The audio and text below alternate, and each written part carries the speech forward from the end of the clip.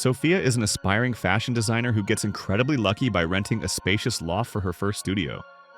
However, her first night in the new place turns out to be her last.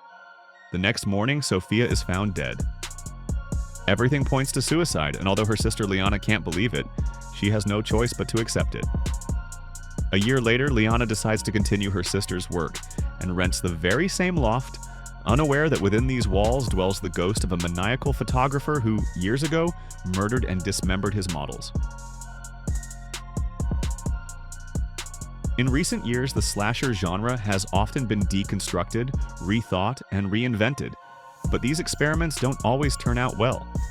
The slasher is a genre that works perfectly in its pure, primal form, built on the clear-cut conflict between a relentless maniac and defenseless victims. Trying to tinker with this formula most often leads to it simply falling apart. We stop fearing the killer, or we can't connect with the people he's hunting.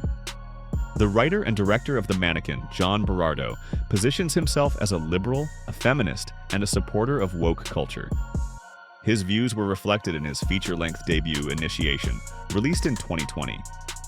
In interviews about that film, Berardo emphasized that it was important for him to give a voice to women victimized by a culture of silence around sexual assault.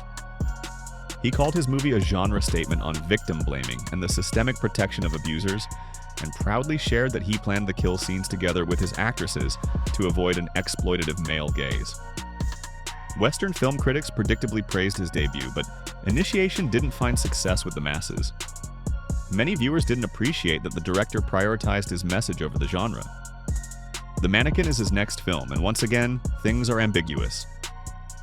Berardo again centers the story on women, with the three main roles, Liana and her two friends, Hazel and Nadine, played by actresses he already worked with in Initiation. Their characters talk a lot about processing grief and trauma, they argue, make up, drown their sorrows in bottles of wine, and laughingly discuss the breast massage Liana got in Milan. The horror scenes that interrupt all this feminist mumblecore idyll feel so out of place that the girls themselves don't seem to take what's happening seriously. The climax suddenly features a lot of humor, and it's so insensitive and misplaced that it borders on bad taste. Nadine's ex-boyfriend, who arrives to rescue the trio and is a fan of demon stories and exorcism, spends more energy not on fighting the ghost, but on trying to get the strong, independent women to act appropriately for the situation. And alas, he doesn't succeed. What does the Mannequin have to do with it, and why was Berardo even interested in this story? It's all extremely obvious because the naked female mannequin that comes with the loft symbolizes the girls who fell victim to that very same male gaze. And the fact that it's assembled from the body parts of the models murdered by the photographer makes Berardo's point as subtle as a sledgehammer, as if to say, bad men perceive the opposite sex not as individuals, but as depersonalized pieces of meat.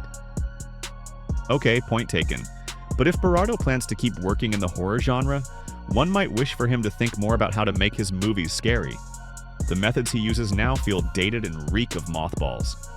And no matter how modern and progressive the message of The Mannequin is, the only thing it's capable of frightening us with is its genre incompetence.